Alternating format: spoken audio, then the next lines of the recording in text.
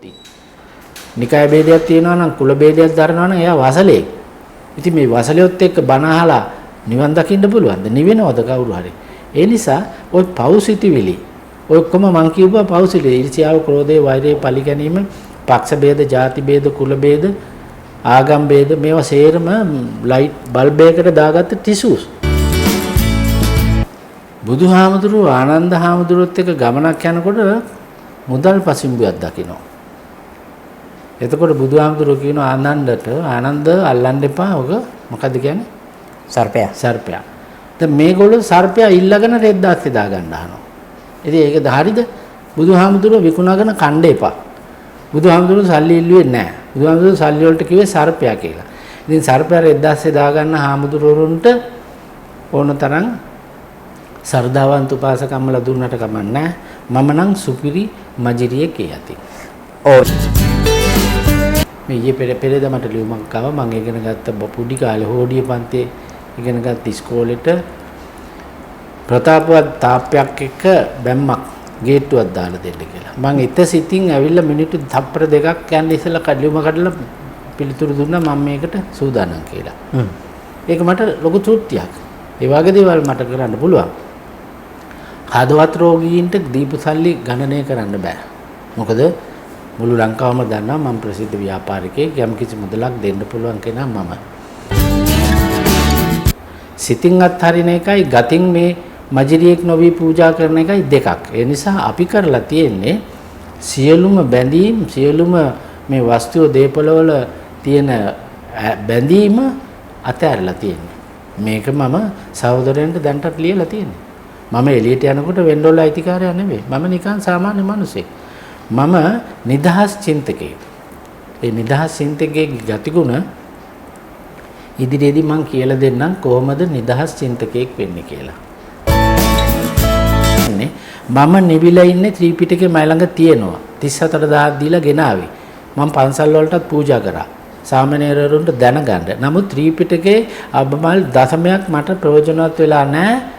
ත්‍රිපිටකේ මම ගාව කියව පොට්ටපාද සූත්‍රයේ මට ඒක වැදිලා තියෙනවා. බ්‍රහ්මජාල සූත්‍රය කියලා තියෙනවා 62ක් මිත්‍යාව තියෙනවා. දැන් මේ දැන් තියෙන බුද්ධ ආගම 63 වෙනි මිත්‍යාව හැටියට පත් කරලා තියෙනවා හාමුදුරුවෝ. සමා වෙන්න මට ඒක කිව්වට නමුත් සත්‍ය වචනේ බුද්ධ වචනය බෞද්ධ හැටියට අපිට තියෙන්නේ සබ්බ පාපස්සා කරණං කුසලස උපසම්පදා සචිත්ත පරියෝදපණං ඒතම් බුද්ධාන ශාසනං. විශේෂයෙන් මං හාමුදුරුවරුන්ට නම් දෙන්නේ නැහැ. අදටත් කියන්නේ මං දෙන්නේ නැහැ. දෙන්නේ නැහැ කියන්නේ ඔය Facebook වල තියෙනවා නාට්‍යාමිලා ඉන්නවා යට පොල්ලතු වියන අය ඉන්නවා මේසෙන් බාසුන් අයලා ඉන්නවා කුලී වැඩ කරන අය ඉන්නවා. ඒ ඔක්කොම එකතු කරලා පන්සලට ගිහින් දුන්නාම උඩින් පින්තූරේ තියෙනවා. ඒගොල්ලෝ යන්නේ බෙන්ස් කාර් වලින් ප්‍රාඩෝ වලින් යන්නේ. මොකද අපිට සියල්ල අත්හරින්න කියනවා. ඒගොල්ලෝ සියල්ල බදා ගන්නවා. කාගේ සල්ලි වලින්ද? මේ උපාසකම්මාලා බඩට නොකා පින් තකා දෙන සල්ලි වලින්. ඉතින් ඒ වගේ රඟ දක්වන්න මගේ සල්ලි මම සතයක්වත් දෙන්නේ නැහැ. ඒ නිසා මම සුපිරි මජ්ජරියෙක් කියන එක මම ඒක බාර ගන්නවා. ඒක ඇත්ත.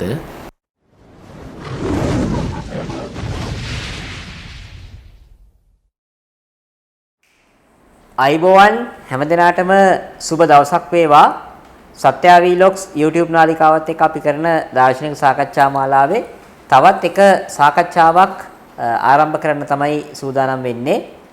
ඒකම අපි සිහිපත් කිරීම කීපයක් කරන්න ඕනේ. අපි යටපත් වෙමින් තිබෙන සත්‍යයන් ගැන ධර්මයේ පිළිබඳ කතා කිරීමත් එක්ක අපිට බොහෝ තර්ජන සහ බාධා වීම එල්ල වෙනවා. ඒ නිසා යම් හේකින් මේ නාලිකාව යම් ගැටලුවකට ලක් වුණොත් ඒකට විකල්පයක් හැටියට අපි සත්‍යා TV නාලිකාව භාවිතා කරන්න බලාපොරොත්තු වෙන නිසා සත්‍යා වීලොග්ස් channel එකත් එක්ක ඉන්න අපිව subscribe කරලා තියෙන ඔබ සියලු දෙනාගෙන්ම ඉල්ලීමක් කරනවා. සත්‍යා TV නාලිකාවත් subscribe කරලා තියාගන්න. මොකද යම් අවස්ථාවක මේ නාලිකාවට යම් ගැටලුවක් ඇති වුණොත් අපි සත්‍යා TV හරහා මේ කරගෙන යන සාකච්ඡා මාලාවම මේ විදිහට කරගෙන යනවා. ඒ නිසා බාධා වලින් තර්ජන වලින් ඇතැම් ආරණ්‍ය සේනාසනවල දායක සභාව විසින් අපිට කරනවා කියන තර්ජන වලින් මේ සංවාද නතර නොකරන බව අපි ඊටාම පැහැදිලිව ඔබට කියනවා. ඒකට plan B එකක් හැටියට තමයි අපි සත්‍ය TV නාලිකාව ආරම්භ කරේ. ඒ නිසා මේ ඔබට ආරාධනා කරනවා නැවතත් සත්‍ය TV නාලිකාවත් subscribe කරලා තියාගන්න. මොකද ඉදිරියේදී කොහොමත් මේ නාලිකාවට ගැටලුවක් ඇති නොවුනත් අපි සත්‍ය TV හරහත් වෙනම දාර්ශනික සාකච්ඡා මාලාවක් ආරම්භ කරන්න බලාපොරොත්තු වෙනවා.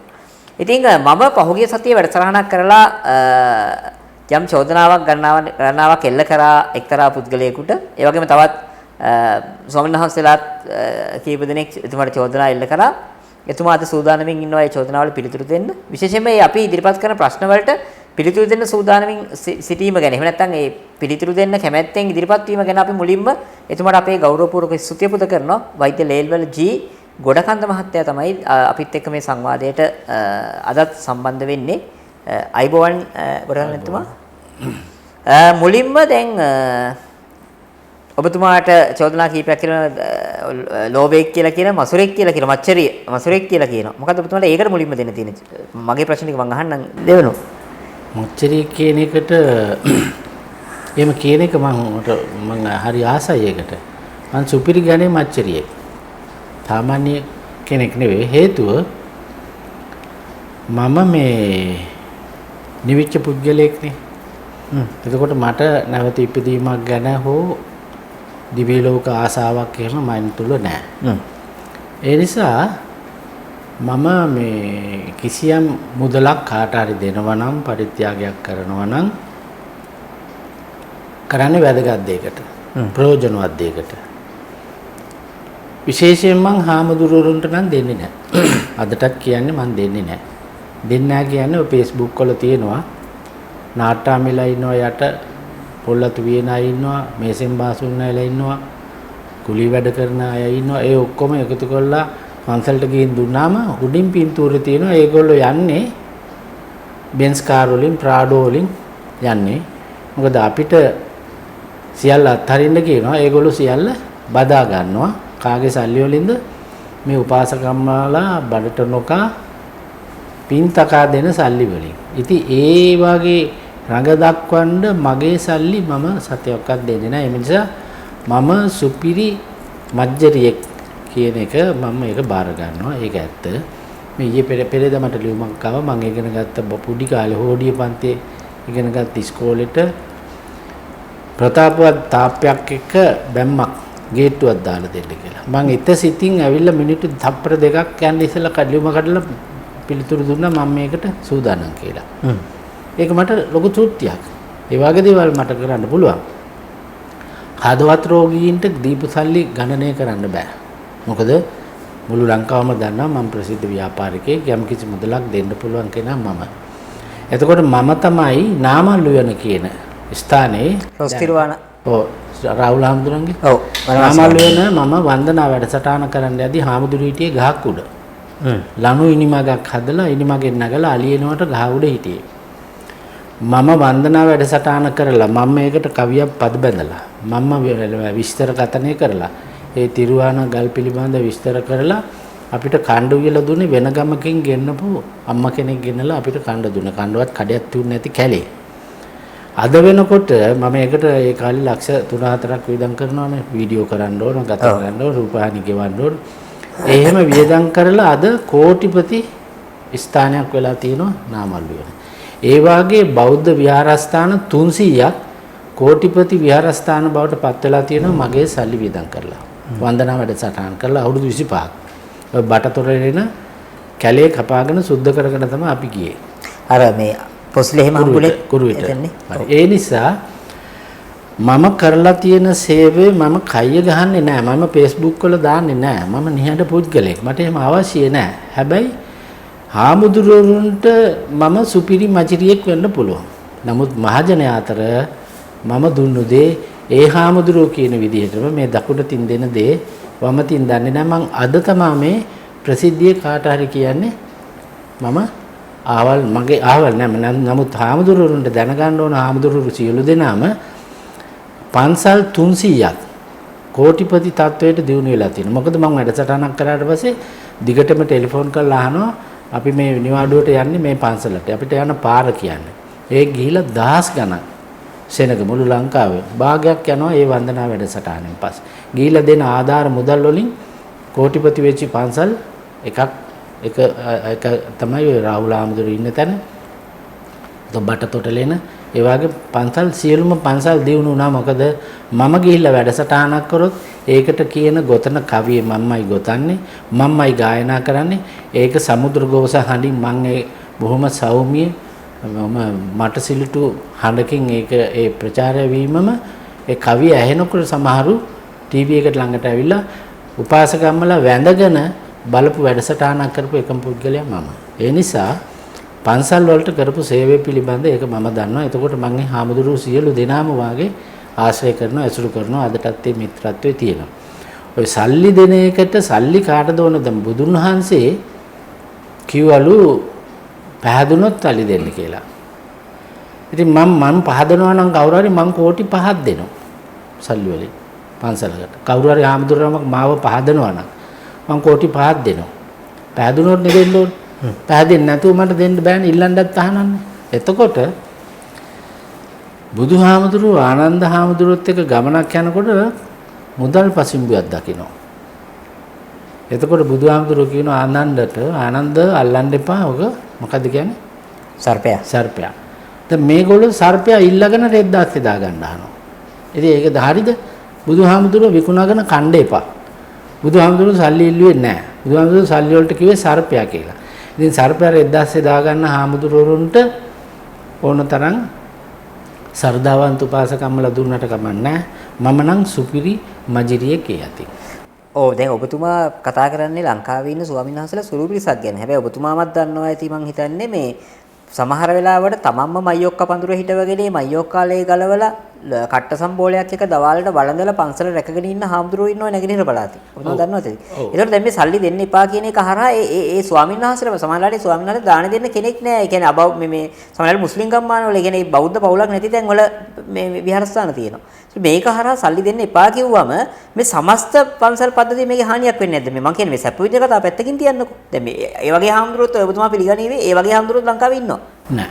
මම දන්නවා ඔබතුමා දන්නවා ඇති අරියවංශ ලංකාර හාමුදුරුවෝ. හරිස්පත්ති. ඔව්. මගේ මල්ලිට බුද්ධ ආගම ඉගෙනුවේ උන්වහන්සේ. ඔව්. නුගලී ඉස්කෝලේ. ඔව්. උන්වහන්සේ මුදල් අතපත ගෑවේ නෑ. ඔව්. ගියේ අනුන්ගේ කාර් වාහන වල බණකට වඩිනවා නම් උන්වහන්සේට කුරුණෑගල පැත්තේ දානපතියෙක් ලක්ෂ ගාණක් වටින කාර් එකක් පූජා කරා. මොකද උන්වහන්සේ කරේ ආපහු බාර දුන්නා. අන්න නියම ස්වාමින් වහන්සේලා අපි ගරු කරනවා. නැත්තේ නෑ. දෙන්න ඕන පූජාත පූජනීයන. පිදී යුත්තා හොයලා අවශ්‍ය දේ දෙන්න. එහෙම නැතුව මේ සල්ලිම ඉල්ලනවා නම්, සල්ලිම කවුරු හරි ඉල්ලනවා නම් එයාට පැහැදිලා දෙනවා නම් පැහැදිලා දෙන්න. ඔබ කාගෙන් හරි බණ අහලා සෝවාන් වුණා නම් අන්න ඒ උන්වහන්සේට ඔබතුමා කිසියම් දෙයක් පූජා කරන්න. හැබැයි තමාර රහතන් වහන්සේලා කියන වගේ සියල්ල පූජා කරන්න එහෙම කවුරක්වත් ලෑස්ති වෙන්න එපා. සියල්ල පූජා කරන එක නෙවෙයි බුදුන් වහන්සේගේ දේශනාවේ තියෙන්නේ. සියල්ල සිතින් අත්හරින එක. සිතින් අත්හරින එකයි ගතින් මේ මජිරියෙක් නොවි පූජා කරන එකයි දෙකක්. ඒ නිසා අපි කරලා තියෙන්නේ සියලුම බැඳීම්, සියලුම මේ වස්තුව දේපලවල තියෙන බැඳීම අතහැරලා තියෙන්නේ. මේක මම සහෝදරයන්ට දැන්ටත් ලියලා තියෙන්නේ. මම එළියට යනකොට වෙන්ඩෝල අයිතිකාරයා නෙවෙයි. මම නිකන් සාමාන්‍ය මිනිසෙක්. මම නිදහස් චින්තකයෙක්. ඒ නිදහස් චින්තකයේ ගතිගුණ ඉදිරියේදී මම කියලා දෙන්නම් කොහොමද නිදහස් චින්තකයෙක් වෙන්නේ කියලා. බයිබලයේ කියනවා සිතින් දිලින්දෝ භාග්‍යවන්තයෝයි. කන්දුඩු දේශනාවේ. අන්න ඒ වචනේ අනුව බුද්ධ වචනේ තියෙනවා ඔබ සිත දිලිඳු කරගන්න ක්‍රමය. මම ඒ ක්‍රමය ප්‍රායෝගිකව මම අවුරුදු 30ක් තිස්සේ පුහුණු කරලා සිත දියුණු කරපු හැටි, සිතේ කිලිටි ඉවත් කරගත්ත හැටි, සිතේ සියලු පෞසිතුවිලි දුරු කරගත්ත හැටි, සියලුම බුදුවරුන්ගේ දේශනාවට අනුව සිත පිරිසුදු කරගෙන ප්‍රභාස්වර සිත මතු කරගෙන ඒ ප්‍රභාස්වර සිත තුලින් මම තුලට බැහැලා මම දැකලා මට ඥානය සම්බු ඥාණයෙන් මට පහළ වෙච්ච දැනුමක් තමයි නිදහස් චින්තනයේ සහ සෝවාන් ඵලය පොතේ හැටියට. මට ඒ සෝවාන් ඵලය කියන නම විතරක් මේ පාවිච්චි කරන්නේ මේ නොදන්න අයට. නමුත් ඒකට වචනයක් අවශ්‍ය නැහැ. මම සම්බු ඥාණයෙන් සිත පිරිසුදු කරගෙන සියලුම බුදුරුන්ගේ දේශනාවට අනුව සබ්බ පාපස්සා කරන සියලුම පව් දුරු කරගෙන ප්‍රභාස්වර සිත මතු කරගෙන ඒ තුලින් ජීවිතය දැකලා නිදහස් චින්තකයෙක් හැටියට ලෝකෙ ප්‍රසිද්ධ වෙලා තියෙනවා. නිදහස් චින්තකයන්ගේ සංගමයේ තියෙන්නේ මෙහි. ඒ නිසා ඔබතුමා කිව්වා හදාarලා ඕන වදාරන්න කියලා. ඔව්. එතකොට ඔබතුමා ත්‍රිපිටකය හදාarලා තියෙනවා. රහතන් වහන්සේලා ත්‍රිපිටකය හදාarලා තියෙනවා. බුදුන් වහන්සේ ත්‍රිපිටකය හැදෑරුවද?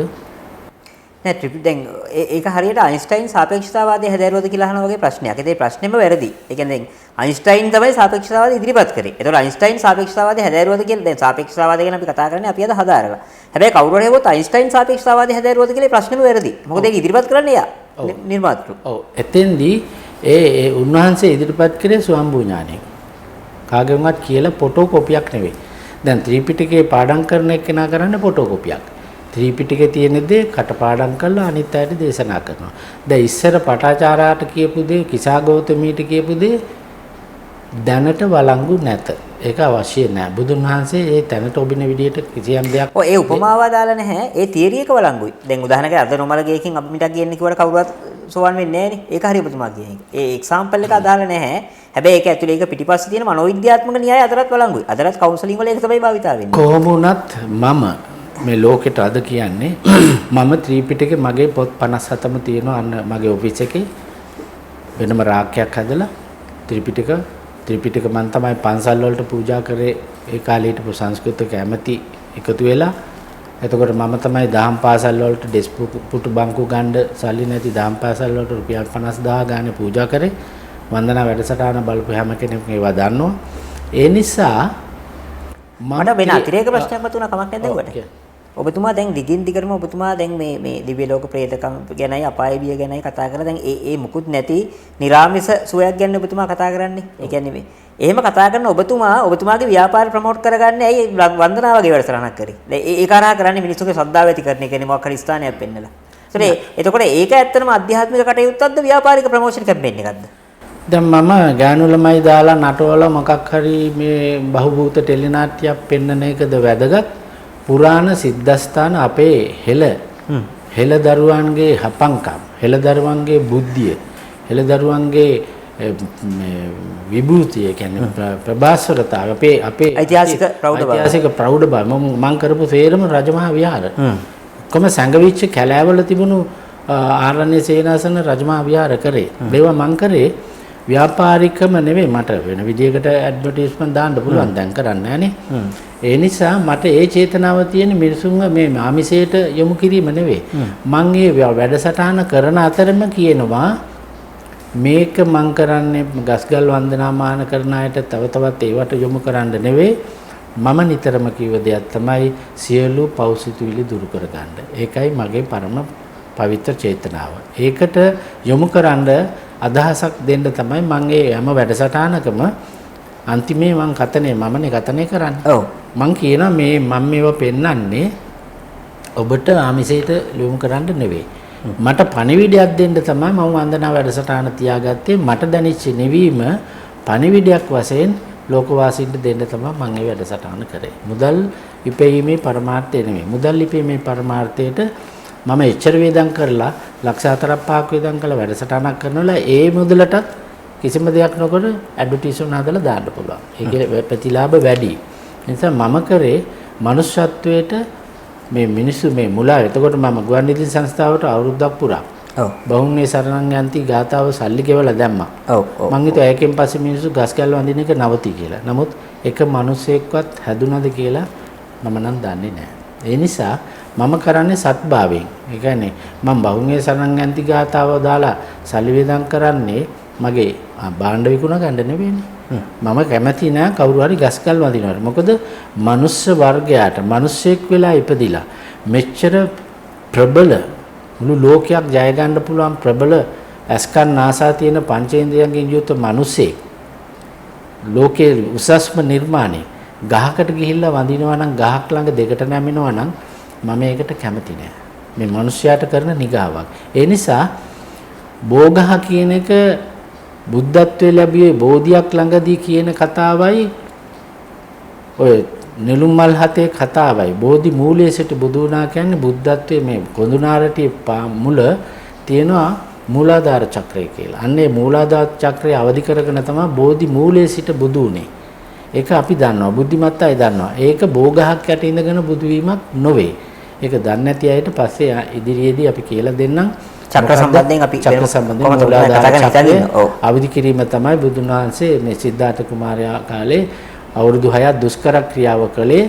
නමුත් දැන් ඔබතුමා කියන චක්‍ර කතාව ඇත්තනම් බුද්ධත්වයේ සාක්ෂාත් වෙන්න ඕනේ මූලාධාර චක්‍රයෙන් නෙමෙයි මේ සහස්‍රාර චක්‍රයෙන් කියලා මම කිව්වොත් මොකද ඔබතුමා කියන්නේ? සහස්‍රාර චක්‍රයනේ ඉලයිට් වීම අවසානයේ සහස්‍ර චක්‍රයට එන්න ඕන අර පුහුණුවකින් පස්සේ. ඒක තමයි අවුරුදු 6ක් පුහුණු කරේ. එකපාරටම සහස්‍ර චක්‍රයට කාටවත් එන්න බෑ. ඒක බුද්ධිය පහළ වෙන්නේ නැහැ. ලෝකේ තියෙන විශ්ඩම් එක ඒක ලෝකේ තියෙන ඥානය විශ්ව ඥානය Taman තුළට ඇදගෙන තමන්ගේ මේ සිරුරට මේක බුද්ධ කාය. මේ හැමෝටම තියෙන බුද්ධ කායක්. මේ බුද්ධ කාය තුලින් මේක මතු කර ගන්න ඕන. මේක මතු කර ගැනීම තමයි බුදුන් වහන්සේ කිව්වා දේශනා කරා මම මට පිහිට කොට ගත්තෙමි නුඹලා පිහිට කොට යව් මා මෙන්ම නුඹලාටත් බුදු විය හැක. කිසිම හාමුදුරු කෙනෙක් ඔය කතාව කියන්නේ ඒ නිසා බුද්ධිමත් අය දන්නවා බුදු කියන්නේ බුද්ධිමත්. බුද්ධිමත් වෙච්ච අයට දර්ශනයක් තියෙනවා. ඒ බුද්ධිය ඒ විදිහට පවත්වාගෙන යන්න නම් Taman ඒ චක්‍ර අවදි කර ගන්න ඕන. ස්වභාවයෙන්ම ස්වම්භූ ඥානයේ පිහිටුපු අයත් ලෝකේ ඉඳලා තියෙනවා. ඒගොල්ලොත් ඒ දර්ශනය පිළිබඳ දැකලා ඔය බුද්ධත්වයටපත් වෙලා එහෙම පිරිනුවන් පාපු අයත් ඉන්න පුළුවන්. ඒ නිසා ලෝකේ බුද්ධිමතුන් අඩු නැහැ. බුද්ධිමත් අය සමහර අය බුද්ධිය දැනিলা නිහඬ වෙනවා. අපිට වෙලා තියෙන්නේ අපි මේ දැනිච්ච නිවීම ඒකට සෝවහන්ද එහෙම නැත්නම් එන්ලයිට්මන්ට්ද එහෙම නැත්නම් නිවීමද නිවන් සැපද නිර්වාණයද මොන නමකින් හැඳින්නුවත් නිවීමක් තියෙන බව දර්ශනයට අනුව දැනෙනවා. හැබැයි සියලුම පෞසිතවිලි දුරු කරගත්ත කෙනාට පමණයි. එතකොට දැන් අර මම අර ත්‍රිපිටක කතාව කිව්වේ පළවෙනි එක අපි කියමුකෝ ඔබතුමා කියන සෝවාන් බව ඇත්තම කියලා. දැන් මම බෙහෙතක් අරන් සනීප වුණාට කියලා මට මේ සුසුකමක් නැහැ. ඒ බෙහෙත තව කෙනෙක්ට දෙන්න මේ ඔබතුමා වගේ වෛද්‍ය වෘත්තිය පිළිබඳ වෘත්තීය සුසුකමක් නැත්තම්. දැන් ඔබතුමාම කිව්වා අර සමන්තවත් හඳුරු ලුණු විල චූර්ණේ විවේචනය කරපු එක වැරදි ඒකට දන්නේ නැතුව කියලා. එතකොට ඒකම අනිත් පැත්තට මම ඔබතුමාට කියනවා ත්‍රිපිටකය ගැන හදාරන්නේ නැතුව ත්‍රිපිටකේ අපි කියමු වැරදි ත්‍රිපිටකේ බයිබලයේ කියන්නකෝ. වැරදි කියලා වැරදි වෙන්න පුළුවන්. හැබැයි වැරදි කියලා කියන්න නම් ඒක ස්ටඩි එකක් තියෙන්න ඕන කියන තර්කයට ඔබතුමා මොකද කියන්නේ? නෑ ත්‍රිපිටකයේ කියන එකේ දැන් මට රහතන් වහන්සේ කෙනෙක් අපේ රේඩියෝ එකේ අවුරුදු 3ක් බණ කියලා මම වැඩි බණ ඇහුවේ නෑ. මම දැනටවත් කාගේවත් බණ අහන්නේ නෑ. මොලේ කුරුවල් වෙනවා. වචන ගොඩක් හලනවා මිසක් තාම නිවිච්ච කෙනෙක් නෑ හාමුදුරුවන්ගෙන් බණ අහලා. මට හම්බ වෙලා නෑ. මං ආගියු කරානේ සෝවාන් වෙච්ච කෙනෙක් එන්න කියලා. ඔබතුමාත් හැබැයි මේ අභියෝගය බාරගත්ත ඉදිරියේදී කරයිනේ. හාමුදුරුවෝ මක් වඩිනවා. තව පාද කෙනෙක් වඩිනවා. මම කවදාවත් බොරු කියන්නේ නැහැ. මට බොරු කියන්න අවශ්‍යතාවයක් නැහැ. ඒ නිසා එතුමාලත් කැමැත්ත පළ කරලා අපි කතා කරාම මේ කොරෝනා ප්‍රශ්නෙත් එක්ක. ඒගොල්ලෝ ඕනෙලා කියන ඒගොල්ලෝ නේ මම ඕන තරම් ගෙන්නලා දෙන්න. ඒ නිසා මට දැන් මේ ත්‍රිපිටකයේ තියෙනනේ ඔබතුමා දන්නවා. මේ තෝදෙය බමුණගේ කතාව. තෝදෙය බමුණා කියන්නේ මම මේ නොදන්න අයට කියන්නේ මම දන්න තරමින් මට ඇහිච්ච හැටි තෝදෙය බමුණා කියන්නේ සිටුවරේ. සිටුවරේ මජරියෙක් මං වගේම. සුපිරි මජරියෙක් මං වගේම. කිසි 50ක් පන්සලට දෙන්නේ නැහැ. එහෙම ඉඳලා සල්ලි ගොඩ ගාලා මේ සිටුවරයා මැරුණා. මැරිලා ඒ ගෙදරම බැල්ලියක් වෙලා උපදිනවා. බල්ලෙක් වෙලා. උපදිනවනේ. ඒ උපදිනකොට ඔතනින් බුදුහාමුදුරුවෝ වඩිනවා. වඩිනකොට බුරනවා. එතකොට බුදුහාමුදුරුවෝ කියනවා මේ තෝදෙය බමුණා ඉන්නකම් මේ පන්සලට සතයක්වත් දුන්නේ නැහැ. දැන් එනවා මට බුරන්න කියලා. අන්න ඒ කතාව ගෙදර අයට වුණාම බලනවා මේ බල්ලෙකුට සිටුවරයාගේ නම කිව්වම කාට හරි පවුලයට තරහ යනවනේ. ඔව්. වර පුතා පන්සලට ගිහිල්ලා. පන්සලට ගියාම පන්සලේදී බණ අහලා මෙයා සෝවාන් වෙලා දිව්‍ය ලෝකෙ ඉපදිලා. ඇතර පුතා පන්සලේ නිකන් නෙමෙයි යන්නේ ඊට පස්සේ බුදුහාමුදුරුවෝ කතා කරන එක ඔප්පු කරලා පෙන්නනවා. අර බල්ලට කිව්වම බල්ලා අර බමුණ හංගපු මේ නිදන් තියෙන තැන් පෙන්නනවා. ඊට පස්සේ ආ පිළිගන්නේ. ඒක පොඩි රිසර්ච් මේ මොඩල් එකක් තියෙන කතාව ඇත්ත බොරුව පැත්තකින් තිබ්බොත්. සිටුවරයා ලිබ්බොක්කේ හංගන්නේ නැහනේ සල්ලි. සිටුවරයාගේ පෙනුමට තියෙනවා. කොයිවත් හංගන්න ඕන නැහනේ. ඒ නිසා ඒවා මේ ගොතපු කතා ත්‍රිපිටකේ තියෙන තේරම මේ උපාසක උපාසකම්මලා මේ තේරම එක්කම අච්චාරුවක් ලියලා තියෙන එකක් නෙවෙයි. බමුණු මතනේ දැන් ඔය මෙයාගේ මේ අලුයහරේ තියලා ලිව්වේ මේ බුද්ධ දර්ශනය නෙවෙයි බුද්ධ දර්ශනයේ තියෙන එක ගාතාවයි. මම හිතන්නේ ඒකටත් අර හාමුදුරනමක් මේ සෞත්වය දාලා තිබ්බා මේ මම මේ කුසමේ සබ්බපාපස්සා කරන ගාතාව විතරයි දන්නේ කියලා. හැබැයි එකක් මතක තියාගන්න ධම්මපදයේ තියෙන සහසම්පිතේ ගාථා. ගාථා 1000ක් දැනගන්න පුළුවන්. කටපාඩම් අනත්තපද සංහිතා ඒකං ගාථා පදං සෙය්‍යෝ. ඒ නිසා එක ගාථාවක් පිළිපදින කෙනා අර ගාථා 1000ක් දන්න ඔය රහතන් වහන්සේලාට වැඩි වටිනවා. දැන් අපි ත්‍රිපිටකයේ පැත්තකින් තියමුකෝ ඔබතුමාගේ පොතේ ඔබතුමාගේ මොනවද මේ අර මේ නොමිලේ බෙදාහැරු පොත මොකද්ද මුලින්ම මේ දිනුනට උපදෙස් 50ක් නේ. ඒකේ පවා ඔබතුමා උපුරා දක්වලා තියෙනවා වල්පොළ රාහුල හාමුදුරුවන්ගේ සත්වෝදය කතා පොත. ඒ කියන්නේ ඔබතුමා පිළිගන්නවා වල්පොළ රාහුල හාමුදුරුවෝ මේ ලංකාවේ දැන්ට ඉන්න හාමුදුරුවන්ට වඩා ඉතාම දියුණු චින්තකයෙක් හැටියට. අවංකව අදහස් අඩුතරමින් ඔබතුමා වල්පොළ රාහුල හාමුදුරුවෝ ලියපු බුදුන් වදාළ ධර්මයේ පොතවත් අධ්‍යයනය කරලා තියෙනවද කියලා මට අහන්න සිද්ධිලා. ත්‍රිපිටකේ ඕනේ නැහැ කියමුකෝ. අඩුතරමින් බේසික් ටිකවත් දැනගන්න එපා අපි යමක් විවේචනය කරන්න. දාල ධර්මයේ පොත මයි ළඟ මගේ පොත්‍රාකේ තියෙනවා. ඒකේ ඉංග්‍රීසි පරිවර්තනයත් මයි ළඟ තියෙනවා. ඒක ඇත්තටම ඉංග්‍රීසි පොත තමයි සිංහලට ට්‍රාන්ස්ලේට් ඊළඟට ඒ සත්වෝදය කියන පොඩි පොත රුපියල් 90කට මම ගත්තේ. ඒක මගේ ළඟ තියෙනවා. ඒක මම ගල්කන්දේ හාමුදුරුවන්ගේ නැවත මුද්‍රණයට කතා කරාම කාගේ හරි ගෝලයේකින් ඔව් ඒකට කතුරු භාගය ඉල්ලුවා. මම වැළුවේ මම මගේ සල්ලි වලින් වේදම් කරලා පොතාච්චු ගහලා බෙදන්න. ඔව් කවුරු හරි ඔබට සත්‍ය දැනගන්න ඕන නම් සත්වෝදය පොත අරගෙන රාහුල හාමුදුරන්ගේ රුපියල් 90යි දැන් කීයද ඒක ගොඩගේ තිබුණේ මම ගොඩගේ සම්බන්ධ කියවන්න මට වැඩිපුර ඥානය පහළ වුණේ එතනින් සහ සුමනදාස සමරසිංහ සූරීන්ගේ මිත්‍යාව දුරු කිරීමෙන්. ඒ නිසා මම සියලු පෞසිතවිලි දුරු කරගෙන කතා කරනවා හැර කිසිම ත්‍රිපිටක පාඨයකින් කිසියම් දෙයක් උපුටාගෙන නැත. ධම්මපදයේ තියෙන ඒවා මම අරගෙන තියෙනවා. ඒ කියන්නේ එක ගාතාවයි මට අවශ්‍ය. මට අවශ්‍ය සියලු පෞසිතවිලි දුරු කරගන්න. සියලු පෞසිතවිලි දුරු කරගන්න කියලා කොයි හාමුදුරුවෝද බණකට කිව්වේ. අන්න එච්චරයි මට ඕනේ. ඒකට කවුරු හරි සෞත්ව දානවා. දැන් මම ඔබතුමත් එක්ක ගේසරේ වැඩසටහනකදී සියලු පෞසිතවිලි දුරු කරගන්න කිව්වම කමෙන්ට්ස් දාලා තියෙනවා මට පිස්සු කියලා. ඉතින් මට පිස්සු නම් සියලුම බුදුන් වහන්සේලාට පිස්සු තියෙන්න ඕන. ඉතින් මං අනුගමනය කරන්නේ බුද්ධ වචනේ හැර මේ බුද්ධ ഘോഷ ලියපු ත්‍රිපිටක නෑ. බුද්ධ ഘോഷ ත්‍රිපිටකේ ලිව්වේ නැහැ පළවෙනි එක. මොකද බුද්ධ ഘോഷ නෑ බුද්ධ ഘോഷ හඳුරෝ ඉන්නේ පස්වෙනි සියවසේ ත්‍රිපිටකේ ග්‍රන්ථාරූඪ වෙන්නේ පළවෙනි සියවසේ.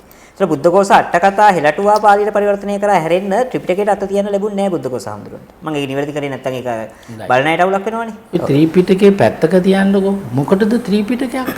මේ ත්‍රිපිටකේ මම කියන්නම් මේ පොදු ජනතාවට කියන්නේ මම නිවිලා ඉන්නේ ත්‍රිපිටකේ මයි ළඟ තියෙනවා. 34000ක් දීලා ගෙනාවේ. මම පන්සල් වලටත් පූජා කරා.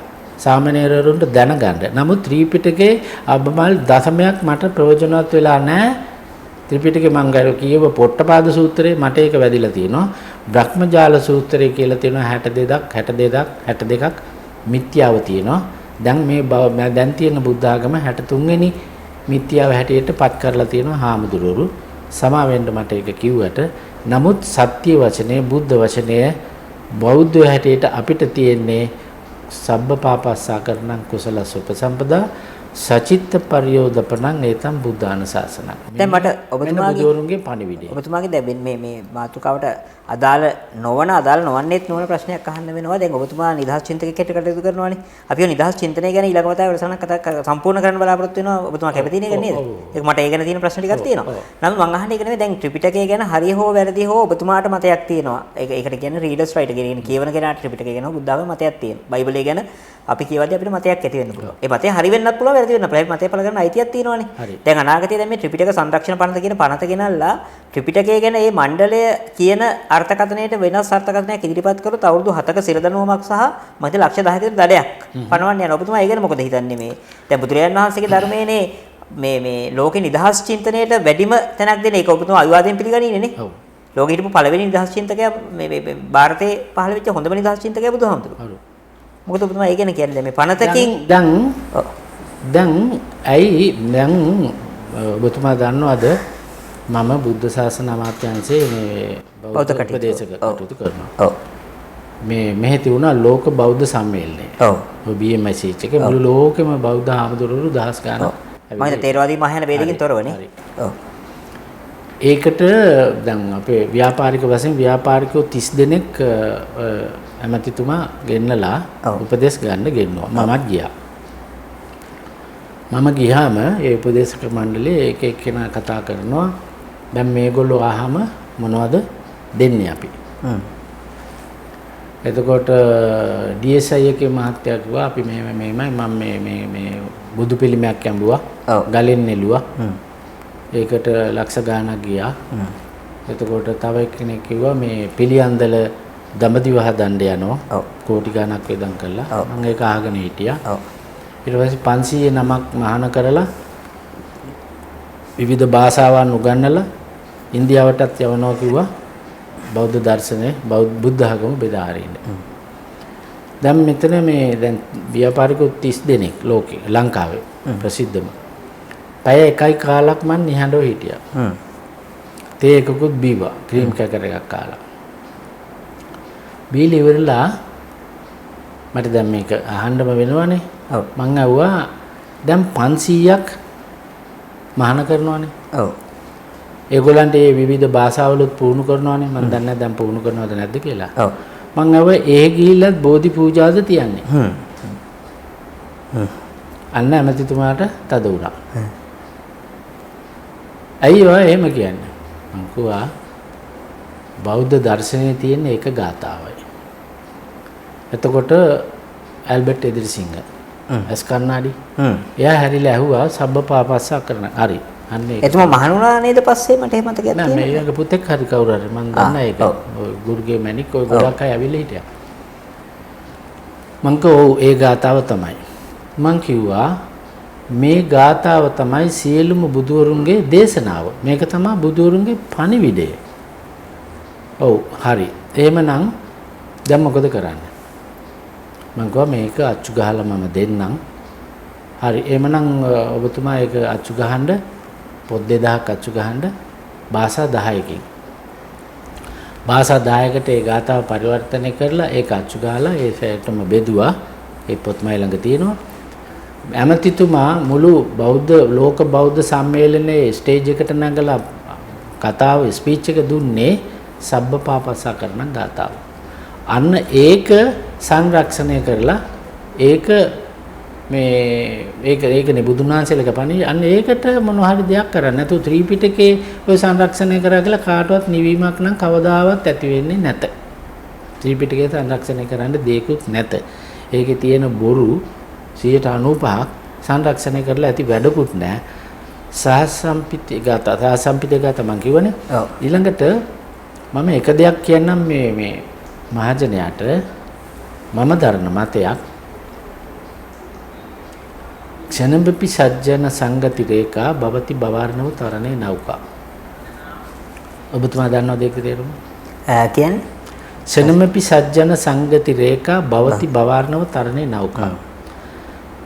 සජ්ජනයෙකුගේ ක්ෂණික අසුර. ඔව්.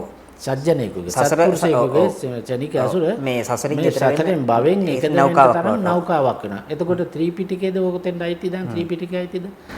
සුළු මොහොතක් බුදුන් වහන්සේගේ සුළු මොහොතක දේශනාවකින් කෙනෙක් සසරින් එතර වෙලා නිවන් දකින්න තරම් පුළුවන්කමක් තියෙද්දී ඒකට පුද්ගලයාගේ ප්‍රඥාවත් බලපාන. ඒක හරි. ඒ වුණාට දැන් ඔකට ත්‍රිපිටකය ඇදලා දැම්මොත් ඒක මොකද්ද ශනපපි සජ්ජන නෙවෙයිනේ. ශනිකව සත්පුරුෂයෙක් ඇසුරු කරාම ඒකෙන් ඇති සසරින් ගැලවෙන්න. ඒ නිසා මම මේ කතා කරන දේ ඔබට වැටහෙනවා නම් මේ ටික ඇති ඔබට නිවීමක් ගෙන දෙන්න. මම එහෙම කතා කරන්නේ ඔබට ලොකුවට දේවල් 84000 ධර්මස්කන්ධය දාන්නවත් මේ පටිච්ච සමුප්පාදේ දාන්නවත් චතුරාර්ය සත්‍ය දාන්නවත් මොකටවත් නෙවෙයි මම මේ කතා කරන්නේ මම නිවිච්ච විදිය මම නිමුනේ කොහොමද සියලුම බුදුවරුන්ගේ දේශනාවට අනුව සියලුම පෞසිතවිලි එකින් එක අඳුනාගෙන ඒ සියල්ල ඉවත් කරලා බොහොම නිවි සැනසෙල්ලේ ඉන්න වෙලාවක මගේ සිත ප්‍රභාස්වර සිත අවදි වෙලා අන්නේ අවදි වෙච්ච සිතට දැනෙච්ච දැනුම තුලින් මම ලබාගත් නිවීම මම මේ කතා කරන්නේ. ත්‍රිපිටක කොපියක් නන් නෙවෙයි. හරි. ඔය ගැන අපි ඉදිරි සාකච්ඡාවලදී ටිකක් අර නිදර්ශන කරලා කතා කරනවා.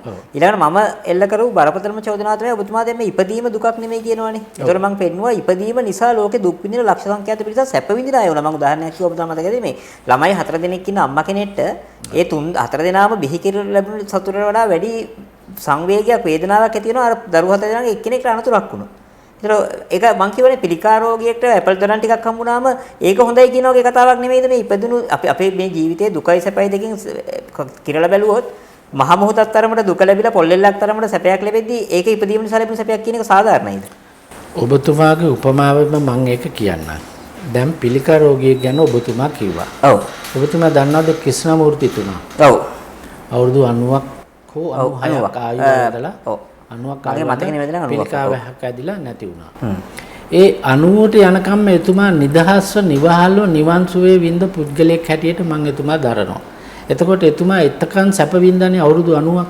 සැප විඳලා 90 වෙනි අවුරුද්දේ තමයි එතුමා පිළිකාවක් හැදිලා අභව ප්‍රාප්ත උනේ. ඒ නිසා ඔබ රැවටෙන්න එපා. මම මේ මහජනයාට කියන්නේ ජීවිතේ සැපයි සැප දෙකක් මේ ලෝකේ තියෙනවා. එකක් ලෞකික සැප අනිත් එක ලෝකෝත්තර සැප. ඒ නිසා මුලා වෙන්න එපා. ඉපදීම දුකක් කියන එක අමූලික පට්ටපල් බොරුවක්. ඉපදීම දුකක් වෙන්නේ නැහැ. ඉපදීමම සැපක්. ඒ නිසාම තමයි අපි ලෞකික සැප විඳින්නෙත් නිවන් සැප විඳින්නෙත් ඉපදුන නිසායි. ඒ නිසා ඉපදීම දුකක් කියනවා නම් කවුරු හරි ඔය ගසා කණ්ඩ සල්ලි ගසාගෙන හූරාගෙන කණ්ඩ මේ යුරෝප රටවලට මේ බෞද්ධ දර්ශනය දෙන්න බැරි වෙන්න ගොතපු කතාවක් ඒක. ඒ නිසා මගේ තහනම් වචනේ තමයි දුක. මම කවදාවත් අද වෙනකන් දුක් විඳලා නැහැ. මං ආදර්ශයට ගරගෙන මම මේ කතා කරන්නේ. මට දුකක් දැනිලත් නැහැ. දුක ඇති වෙන්නේ සිත තුළ. තමන්ගේ දුක ඇති වෙන්නේ තමන්ගේ සිතුවිලිත් එක්කයි. ඒ නිසා නිර්වාණය මේ දිව්‍ය ලෝකයේ සියල්ලම තියෙන මේ බඹයක් පමණ සිරුර තුල දුක සැප තියෙනෙත් මේ සිරුර තුල. ඒ නිසා ඔබ සියලු පව් සිතුවිලි ටික දුරු කරගෙන බලන්න මොනතරම් සුන්දර සැපවත් ලෝකයක්ද මේක කියලා. එතකොට ඔබ පිළිගන්නේ ඉපදීම දුකක් කියන එක මම පිළිගන්නේ නැහැ. ඉපදීම අපිට ඕනවට ඉපදුනා නෙමෙයි අපි දන්නෙත් නැහැ. සබාධාමේ නිර්මාණයක්. ඉපදුනාට පස්සේ සැප විඳින හැටි හෝ දුක් විඳින හැටි ඒක ඔබට බාරයි. ඉපදීම නිසා කවදාවත්ම සැපක් විඳින්න ලැබෙන්නේ නැති අර ඉතියෝපියාවේ ඉන්න කන්න නැතුව මැරෙන ළමයි ගැන බුදුමා තුන මොකද කියන්නේ? ඒක සැපක්ද? නෑ. සබාධාමේ එක එක නිර්මාණ තියෙනවා. අපිට මේ ඔක්කොම එකතු කරලා ඔක්කොටම සැප වෙන්න නෙවෙයි. සැප නෑ කියන්න බෑ. දුක තියෙනවා. දුක තියෙනවා. ඒ මිනිස්සුන්ගේ ඉතියෝපියාවේ ඒ පළාතේ හැටියට දේශගුණ හැටියට දුක් විඳිනවා. ඒක වෙන කතාවක්. දැන් අම්පාරේ කෙනාට ඉරියව්වසරයි කාස්ටයි ඒක තව කතාවක්. නෝරෙලිය කෙනාට සීතලයි එයාට සුවයයි ඒක. ඔබතුමා ක්‍රිෂ්ණමූර්තිතුමා ගැන කිව්වනේ. දැන් ක්‍රිෂ්ණමූර්තිතුමා ඊටාම දියුණු ආධ්‍යාත්මික අවබෝධයක හිටපු විශිෂ්ට දාර්ශනිකයෙක්. හැබැයි ලංකාවේ අවුරුදු 80ක ආච්චි කෙනෙක්ට 100 කෙනෙක්ට ඔය කැන්සර් එක හැදුනොත් ඔබතුමා හිතනවාද අර 80 ෙම විදුණු සැපල වල ඇරියස් එකත් එක්ක ඒ මාස දෙක තුන තුල මේ මිනිස්සු දුක් විඳින්නේ නැහැ කියලා මානසිකව. නෑ නෑ දැන් 80න් 79ක් සැප විඳලා මරණ ටිකේ ඒක තමයි. නමුත් ඒ දෙක එකතු කරලා ඒ කියන්නේ ඒක මං කියන්නේ තරාදියකට දාලා කිරලා බැලුවොත් මේ අර පැත්ත වැඩි. එතකොට ඒ කියන්නේ එක මං කිව්වේ දරුවෝ 4 දෙනෙක් හදන අම්මා කෙනෙක්ට ඒ දරුවෝ 4 දෙනාම නිසා දැනුණු ආශ්වාදයට වඩා වැඩි එක දරුවෙක්ගේ කකුල කැඩුණොත් දෙන්න වේදනාව. ඒක ඔබතුමාට ප්‍රතික්ෂේප කරන්න බෑ. අනිත් එක මං කියවනේ තව පොඩි වෙලාවක් දෙන්න. බයිබලයේ මං කිව්වේ යුදාස් ජීසස් කියනවනේ මේ මිනිස්සයා නොයිපදුනා නම් මේ මිනිස්සයාට යහපතක් කියලා. ඒක පැහැදිලිවම ජීසස් කියනවා. ඊළඟ යෝබ් කියනවා මා උපන් මව කුසට සාපය වගේ. යෝබ් පොත කියවුවොත් කවුරුද මං කිව්වේ පටාචාරගේ මේල් වර්ෂන් එකේ තියෙන්නේ. එතකොට ඔබතුමා ඒ ගැන මොකද කියන්නේ? මෙහෙමයි. ඉපදුනේ නැත්තම් මොකුත් නැහනේ. නේද? මිනිස්සු ඉපදෙන්න ඕන. මිනිස්සු ඉපදෙනවා මැරෙනවා. පුනරුත්පත්තිය තියෙනවා. මිනිස්සු ඉපදෙනවා මැරෙනවා. Only fools are miserable in this world. මෝඩයෝ තමයි මේ ලෝකේ දුක් විඳින්නේ. කම්මැලියෝ. කුසල සුපසම්පදා කිව්වේ ඒකයි බුදුවරු. කම්මැලියෝ මේ ලෝකේ දුක් විඳිනවා. කම්මැලියන්ට මේ ලෝකේ ලෙඩ හැදෙනවා. වැඩපල කරන්නේ නැහැනේ. ව්‍යායාම නොකරොත් ඔබට දියවැඩියාව හැදෙනවා. ඒක මේ උත්පත්තියේ වරදක් නෙවෙයි. ව්‍යායාම නොකරොත් ඔබට කොලෙස්ටරෝල් හැදිලා හදවත හැදිලා heart attack හැදිලා මැරිලා යනවා. ඒ නිසා ඔබ කොයි විදියටද ජීවත් වෙන්න ඕන කියලා අපි වෙනම වැඩසටහනක් කරමු. නමුත් මේ ලෝකේ සැපෙන් පිරුණ ලෝකයක් මේක. දුක කියන එක තහනම් වචනයක්. ඔබ දුක් විඳිනවා නම් ඔබ දුක් විඳින්නේ ඔබේ සිතේ වරදින්. ඒ නිසා ඔබ යහපත් සිතුවිලි එක්ක ජීවත් වෙන්න ඔබට සැපගෙන දෙයි. ඔබ අයහපත් සිතුවිලිත් එක්ක ජීවත් වෙන්න ඔබට දුක ගෙන දෙයි. ඊට අමතරව චතුරාර්ය සත්‍ය කියලා එකක් මේ ලෝකේ නැහැ. සත්‍ය හතරක් ලෝකේ තියෙන්න බෑ. දුක පිළිබඳ ඔය කියන චතුරාර්ය දැන් සත්‍ය දුක ඇති වෙන්නේ තණ්හාවෙන් කියන එක දුක්ඛ සමුදය සත්‍ය බුදුහාම ප්‍රතික්ෂේප කරනවද? දුක් ඔය චතුරාර්ය සත්‍ය අවබෝධ කෙනෙක් මේ ලෝකේ තාම හම්බ වෙලා නැහැ. මම පොතක ලිව්වා ඒක හරියට අං ඇති හාවෙක් හොයනවා වගේ. ඒ නිසා දුක ඇති වෙන්නේ ධම්මපදයේ තියෙන්නේ තණ්හා ජායති ශෝකෝ තණ්හා ජායති බයං. ඔතනින් එහා දර්ශනය. ඉතින් තණ්හා ජායති ශෝකෝ කියන්නේ දුක. තණ්හාව කියන්නේ දුකට හේතුව. තණ්හායි විප්පමුත්තස්ස කියන්නේ දුක මේ තණ්හාව දුරු කිරීම තමයි දුකින් නිවීම. ඒ නිවන්න තියෙන පාත් එක තමයි දුකින් නිවෙනවා. ඉතින් ඒ ගාථාවෙම තියෙන චතුරාර්ය සත්‍යනේ. ඉන්න.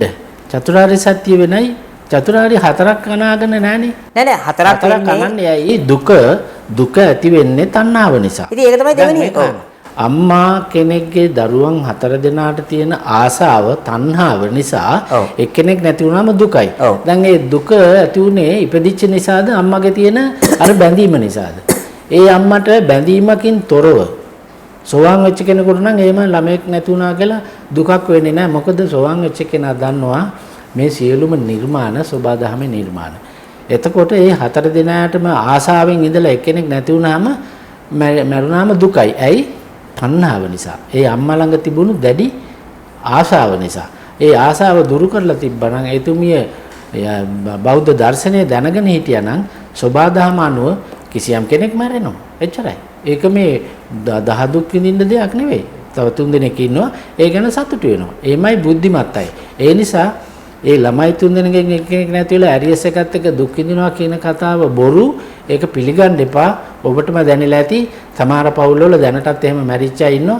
ඊට වැඩි සන්තෝෂෙන් ඉන්නවා අනිත් ළමයිත් එක්ක. ඒ නිසා කිසිම මොහොතක බෞද්ධ දර්ශනයේ දුක පිළිබඳ කතා කරලා නැත. ඔය කියන හාමුදුරුවෝ බණ කියන දුක ඇරෙන්න ඒ දුකෙන් මිදෙන්න දඟලන්නත් එපා. දුකෙන් මිදෙන්න ක්‍රමේ තියෙන ඔබ ළඟ ඔබ යම් කිසි දෙයකට දැඩි ආසාවක් දරනවද අන්න ඒක ඒහා සමානම දුකක් ඔබට ලැබෙනවා. ඒ නිසා හැම දෙයක්ම පරිහරණයට තියාගන්න මේ අපි වගේ. මොනවා නැති වුණත් දුකක් වෙන්නේ නැහැ. මොකද මේවා සෝබාදාමේ අපි එනකොට ගෙන ආපුවා නෙවෙයි. මේවා අපව දෙන්න ඕන. අපිට දුකක් ඇති වෙන්නේ නැහැ.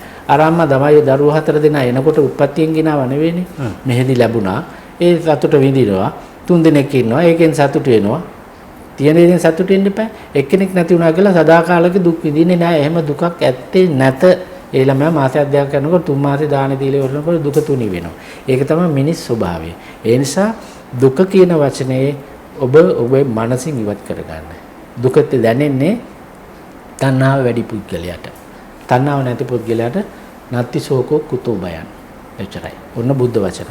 දැන් ඔබතුමා මේ දැන් දිව්‍ය ලෝකේ තණ්හාව ගැන නිතර කතා කරනවානේ. හැබැයි ලංකාවේ සමහර උපාසකම් වල නැද්ද දිව්‍ය ලෝක යන කතාවනේ. දිව්‍ය ලෝක යන කතාව ටික මේ තමන් ජීවත් වෙලා ඉන්න ඉඩමට දේපලට ආසාව නැති කරන්න බැරුව මරණාසන්න දුක් විඳින අය ඔබතුමා දැකලා නැද්ද? ලංකාවේ. ඔබතුමා ගැන කවුරු හරි යම් කිසි දෙයකට ආසා නම් මේ ලෝකේ කිසියම් දෙයකට ආසාවෙන් ඉන්නවා නම් ඒ ආසාව කොච්චර දැඩිද ඒහා සමාන දැඩි දුකක් විඳින්න සිද්ධ වෙනවාමයි. ඒක තමයි ලෝක නීතිය.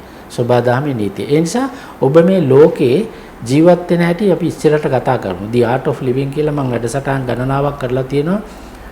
PO TV එකේ රෑ 9ට බලන්න අංක 18 knowledge TV knowledge TV doctor Godakanda කියලා ටයිප් කරලා බලන්න YouTube වල මම දේශන පවත්වලා තියෙනවා 20 30 ගාණක් නිවෙන හැටි. බොහොම සරලව නිවෙන හැටි. මේ 84000 ධර්මස්කන්ධේ නෙවෙයි. ඒ කිසිම දෙයක දුක කතා කරලා නැහැ. මොකද බුදුන් වහන්සේත් කවුරුවත් සියලුම බුදුවරු කැමතුනේ නැහැ දුක් විඳිනවට මිනිස්සු. කිසිම වෙලාවක දුකයි කියලා කියලා. ලෙඩේ ගැන කතා ඔය දුක පිළිබඳ කතාව චතුරාර්ය සත්‍ය කියන එක එන්නේ ඔබතුමා දන්නවද කියලා මම දන්නේ නැහැ. මේ ආයුර්වේදයෙන් රෝග හේතු ආරෝග්‍ය ප්‍රතිකාර. ඒක තමයි චතුරාර්ය සත්‍ය ඇරියට බුද්ධ ධර්මයේ තියෙන්නේ. එතකොට ආයුර්වේදෙත් තියෙන ওই මෙතඩ් එකමනේ. රෝගය හඳුනා ගන්නවා, රෝගයට හේතුව හොයනවා, සුවපත් කරන්න පුළුවන්ද කියලා බලනවා. අසාධ්‍ය නම් තේරුවන්නේ නැහැ. සාධ්‍ය රෝගයක් නම් සුවපත් කරන ප්‍රතිකාරයද. ඒකම තමයි චතුරාර්ය සත්‍යයේ ලෞකික මෙතඩ් එක. ඒකම තමයි ලෝකෝත්තර පැත්තේ. ඒක ගතට කරන ප්‍රතිකාරයක්. සිතට නෙවෙයි. සිත කියන දේ නිවා ගන්න ඕන තමුන්මයි. සිත නිවා ගන්න නම් තමුන්ගේ සිත නිවා ගන්න තියෙන්නේ තමුන් යහපත් වෙන්න ඕන. මෛත්‍රී සාගත පුද්ගලයෙක් කොච්චර නිවිලද කියලා බලන්න බෞද්ධ දේශනා මොනවද කිව්වේ? එක දරුවෙක් ඉන්න මවක්, එක පුතෙක් ඉන්න මවක් ඒ පුතුට කොච්චර ආදරය කරනවද? ඒ හා සමාන සියලු මනුස්ස වර්ගයාට ආදරය කරන්න. හිතලා බලන්න කොච්චර තරම් සුවයක්ද කියලා. මොන තරම් නිදහසක්ද, මොන තරම් නිවීමක්ද. ඔන්න ආදරේ. ඔන්න ආදරේ. බයිබලයේ කියනවා අසල්වැසියට ප්‍රේම කරන්න. කවුද අසල්වැසියා? තමන්ගේ ගෙදරම ඉන්න අල්ප එහා බිත්තියේ ඉන්න කෙනා. තමන්ගේ සහෝදරයා. ඒ නිසා මෛත්‍රිය ඔබේ හදවතේ මෛත්‍රිය කොච්චරද තියෙන්නේ? එතකොට ඔබට දැනෙයි මොන තරම් සුවයක් සනීපයක් මේ මනුස්ස ජීවිතේට දැනෙනවද කියලා. එහෙම මෛත්‍රී නොකර දුෂ්ටකම් කර ඉරිසියා කර කුහකම් කර පක්ෂ ભેද, ಜಾති ભેද, කුල ભેද, නිකාය ભેද, වර්ණ ભેද මේ සේරම ඔළුවේ කරපින්නාගෙන මිනිස්සු සැප හොයනවද? නිකාය ભેද කියන අය නිකාය ભેදයක් තියෙනවා නම් නචච්චා වසලෝ හෝති. නිකාය ભેදයක් තියෙනවා නම් කුල ભેදයක් දරනවා නම් එයා වසලෙක්. ඉතින් මේ වසලියොත් එක්ක බණ අහලා නිවන් දකින්න පුළුවන්ද? නිවෙනවද කවුරු හරි? ඒ නිසා ওই පෞසිතිවිලි ඔය ඔක්කොම මං කියුවා පෞසිතිවිලි ඉර්ෂ්‍යාව, ක්‍රෝධය, වෛරය, පලි ගැනීම, පක්ෂ ભેද, ಜಾති ભેද, කුල ભેද, ආගම් ભેද මේවා සේරම ලයිට් බල්බයකට දාගත්ත ටිෂුස්. මං කරේ මේ ටිෂු ඔක්කොම අරන් දැම්මා. මං ඒ ක්‍රමවේදය කියන එකින් එක අරන් දාපම අන්න මට වතුණා ප්‍රභාස්වර සිත. අන්නේ සිතත් එක්ක මම මේ කතා කරන්නේ. කිසිම පෞසිතිවිල්ලක් මේ හදවත තුල නැත. මෙන්න බෞද්ධ දර්ශනය. ඔබට පුළුවන් නම් මේක ප්‍රායෝගිකව කරලා බලන්න. ඔබටත් සෝවාන් වීම කියන එකේ බුද්ධිය පහළ වෙන්නේ අන්න එතනින් එහාට. එතකන් ඔබට සෝවාන් ගැන කතා කරාම විහිළුවක් වෙයි. ඔබට ඒ අත්දැකීම නැති නිසා. ඉතල ඔබේ හදවතේ තියෙන කුණු කන්දල් ටික එකින් එක ඉවත් කරන්න මම කවදාවත් ඡන්ද කොලයක් දකලා නැහැ. මම කවදාවත් ಜಾති ભેදයක් නැහැ. මම කවදාවත් පක්ෂ ભેදයක් නැහැ. මගේ ළඟ කවදාවත් හාමුදුරුවන්ට තියෙන කුල ભેදෙවත් මයි ළඟ නැහැ. හාමුදුරුවන්ට තියෙන නිකාය ભેදෙ මයි ළඟ නැහැ. ඔන්න මගේ සෝවාන් කියන ගුණේ. මම යයි වෙන 아무තු එකක් කරලා නැහැ. මගේ ළඟ ඇතුළත කිසිම ભેදයක් නැත.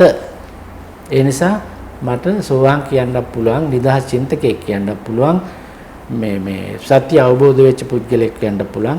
මම නිවි සැනසී ඉන්නේ බෞද්ධ දර්ශනයට අනුව කුසලස්ස උපසම්පදා. කුසලතා වර්ධනය කරගෙන හොඳට සැප විඳින්මින් ජීවත් වෙන්න තමයි සියලුම බුදුවරු දේශනා කරේ. ඒ නිසා වර්ධව තේරුම් ගන්න එපා.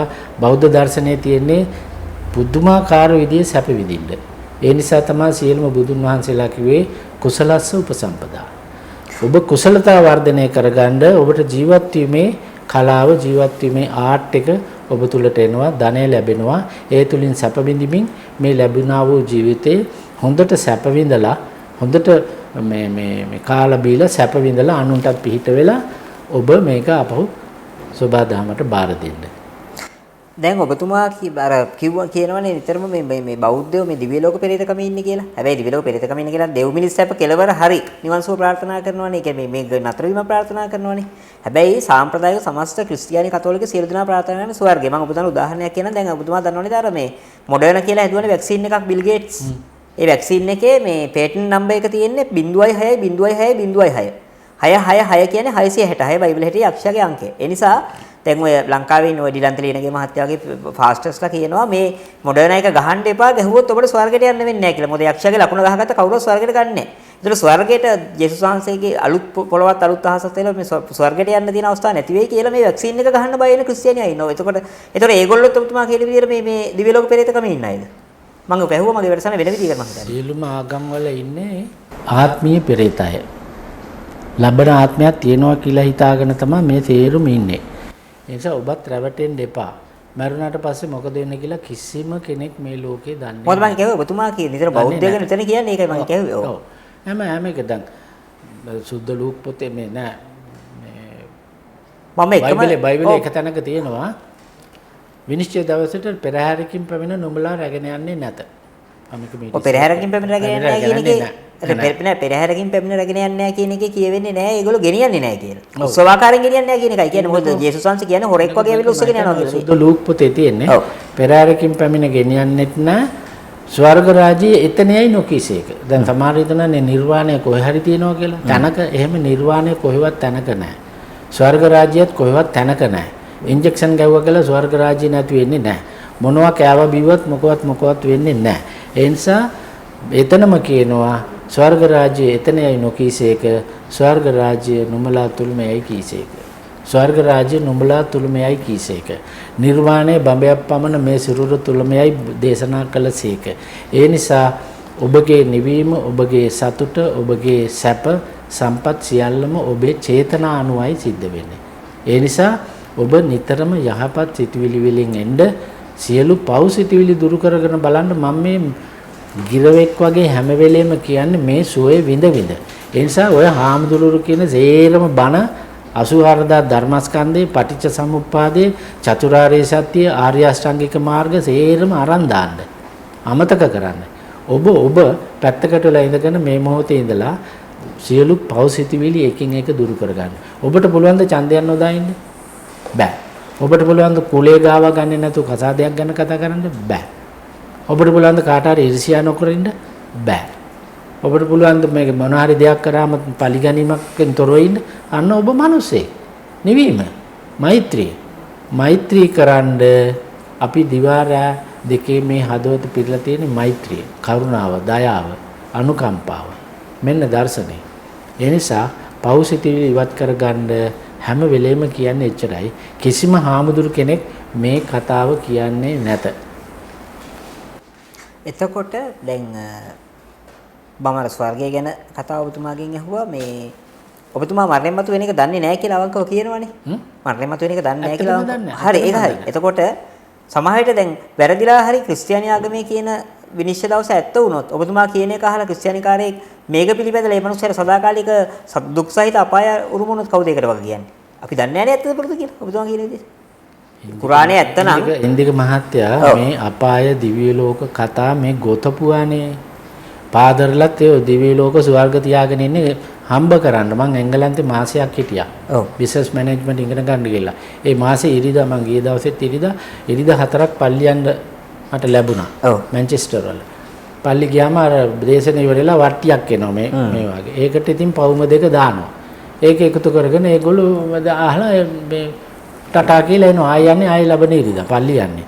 කිසිම දෙයක් ඒගොල්ලන්ට මේ දර්ශනයක් කියලා දීලා නැහැ. මම අත්දැකීමෙන් කියන්නම් මට මම ඒ කාලේ ලක්ෂ 8ක් ගෙවලා මම ඒ කෝස් එක කරේ. මට උගන්වන්න ආවේ මං හිටපු ගෙදෙට්ට.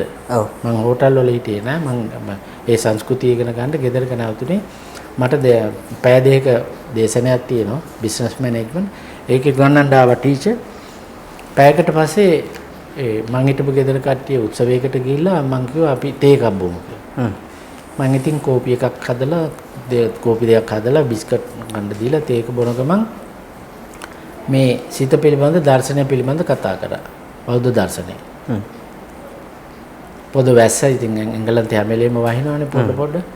පොද වැස්ස කොමාරි තේක බීලා මේක ආගෙන ඉඳලා බය වෙලාව බලනකොට සුජාතික කට්ටිය සුජාතික පැයකයි කාලක් ගිහිල්ලා. දැන් මගේ පැයක් ගිහිල්ලා. ඒගොල්ලෝ වෙලාවට වැඩ කරන අයනේ. ඔලෝසු බල්ලා කිව්වා මං කවදාවත් මේ වගේ නිවීමක් ගැන අහලා නැහැ. මේ එංගලන්තේ පුරාවට මෙහෙම දේශනයක් කවගෙන්වත් ඇහිලත් නැහැ. ඒසම මට ලැබුණොත් මං කවදා හරි ලංකාවට එනවා. මං කරුණාකරලා දැන් යනවා. ඔබතුමාගේ ඊටු පැය මම වෙනත් දවසක කරන්නම් කියලා ගියා. ඒ නිසා එංගලන්තේවත් එක්කෙනෙක් හොයාගන්න නැහැ මම මේ කියන ධම බෞද්ධ දර්ශනය සියලු පෞසිතුවිලි දුරු කරගන්න කියන එක මුළු ලෝක වාසීන්ටම බලංගු බෞද්ධ දර්ශනය. දැන් බුද්ධ ආගමේ බෞද්ධ සංස්කෘතියේ මේ අපි පන්සල් වල සල්ලි අනිවාර්යෙන් දෙන්න ඕනේ කියලා එකක් නැහැ නේ. හඳුරු බලහත්කාරයෙන් ගන්න නැහැ නේ. හැබැයි ක්‍රිස්තියානි ආගමේ තියෙනවා 10න් එකක අනිවාර්යෙන් පල්ලියට දෙන්න ඕනේ කියලා 10න් කොටස. ඔබතුමා ඒක දන්නවද ඒ සමහර විට? ඔව්. ඉතින් එතකොට ඇත්තටම මේ අපිට වඩා බරපතලයි ඒගොල්ලෝ ඉන්න වහල් මානසික තත්ත්වය. මම කියන්නේ සාමාන්‍ය ක්‍රිස්තියානි භක්තිය. මේ මුළු ලෝකෙම ඉන්නේ ගෝත්‍රික. මට පේන්නේ ගෝත්‍රිකයි ඉන්නේ. කිසිම ආගමක නිවිච්ච කෙනෙක් මට හම්බ වෙලා නැහැ. මම දැකපු නිවිච්ච පුද්ගලයෝ කියන්නේද? අජන්චන් නායක හාමුදුරුවෝ. දැන් ඔබතුමාගේ දැන් දේශනේ අහුවානේ. ඔව්. දේශනේ අහුවා Facebook එකේ තියෙනවා. අජන්චන් හාමුදුරුවෝගේ කතාවක් තියෙනවා. ඔබට කවුරු හරි බල්ලා කිව්වොත් පිටිපස්ස පැත්තට බලන්න වල්ගයක් තියෙනවාද කියලා. බලන්න කොච්චර සුන්දරද කියලා. ඒ වගේ අසුරු කරාම ආයි මොකද්ද තරහා යනවාද ඔබතුමා මට කොච්චර විදියට බැන්න. දැන් මගේ හිතවතු සේරම කෝල් කරලා කිව්වා. මගේ වැඩපළයාට කිව්වා මේ ඇයි මෙයත් එක්ක මේවා පවත්වන්න යන්නේ ඔබතුමාගේ தත්ත්වය තියාගෙන ඉන්න කියලා. මං ඇයි මෙහෙම කරන්නේ ඔබතුමා එක්ක හරි මම මේ කියපු ටික කියන්න ලැබෙන්නේ ඔබතුමා එක්කනේ. නැත්නම් ඔබතුමා බැන්නා කියලා මට සතපහක ගාණක් නැහැ. මට සතපහක් දැන් මුඩුක්කෝක ගෑණියක් ගානු දෙන්නෙක් කිව්වහම රාතන් වහන්සේ ඒ විදිහටද මන් දන්නේ නැහැ. නමුත් මම මුඩුක්කෝක නෙවෙයි මම හොඳ පරම්පරාවකින් පැවතෙන ගාල්ලේ ගොඩකන්ද පරම්පරාවෙන් පැවතෙන හොඳ බුද්ධිමත් හොඳ පවුලක පැවතෙන පුද්ගලෙක්. ඉතින් මම දන්නවා මම මුඩුක්කෝ ගෑණියක් නෙවෙයි මම හොඳ පිරිමියෙක් කියලා මන් දන්න නිසා මට තරහා යන්නේ නැහැ. නමුත් ඔබතුමා ගෙන්නන්න එපා පස්පා ගන්න දෙන්න එපා කිව්වා මේ වැඩපොලේ. නමුත් ඔබතුමා අද මෙතන මාත් එක්ක කතා කරනවා. මොකද ඔබතුමාත් එක්ක මේ කතා කරන වෙලාවේ තමයි මට අවශ්‍ය ටික මම දැන් මෙතෙක් වෙලා කතා කරලා දුන්නා. ඔබ සැප විඳින්න ඕන නම් ඔබේ සිතේ පෞසිතුවිලි දුරු කරගෙන බලන්න එකින් එක මොනතරම් සැපක් මේ ලෝකේ සුන්දරතාවයක් දකින්න පුළුවන්ද කියලා. දැන් මේ ගොඩකන්ද මහත්මයා ඊළඟ ප්‍රශ්නේ තමයි දැන් ලංකාවේ ඔබතුමා දැන් අපි මේ පහුගිය මම හිතන්නේ ගිය සතිය හරියට කලින් සතිය හරිය ගියා මේ තා මහත්තයෙක් අපේ අරහත් උපාසක මහත්තයෙක්. එතුමා ගිහි වෛද්‍යවරේ. ඒතන එක එක්කෙනා මේ සෝවාන් රහත් ඵලය ගැන එක එක කාරණා කියද්දි මේ මිනිස්සු මේ සාමාන්‍ය මිනිස්සු මාරුවක වැටෙනවානේ අතර කාලාම සූත්‍රය වගේ. කියන්නේ මේ මිනිස්සු මොකද්ද හරියක තෝරගන්නේ වැරදික තෝරගන්නේ කියලා ලොකු ප්‍රශ්නයක් මේ සත්‍ය හොයන අයට ප්‍රශ්නයක් ඇති වෙනවානේ. ඔබතුමා එකක් කියනවා. තව කෙනෙක් තව එකක් කියනවා. මම කියන්නේ සියලුම බුදුන් වහන්සේලා දේශනා කරපු දේ පමණයි. මම කියන්නේ ඇයි මේ මිනිස්සු හරි කම්මැලි. සිත පිරිසුදු කරගන්නකෝ. සිතේ පෞසිතවිලි දුරු කරගන්නකෝ එකින් එක. ඔබෙන් අහන්න ඔබ මොනතරම් ඔබ බලන්න ඔබ මොනතරම් ඉරිසියාවන්තද කියලා. ඔබට ඡන්දයක් දාන්න ආසාවක් තියෙනවා නම් ඔබට කොළ පාට, නිල් පාට, රතු පාට ඔබේ ඇඟේ හිතේ තියෙනවා නම් ඔබට කවදාවත් සෝවාන් වෙන්න බෑ.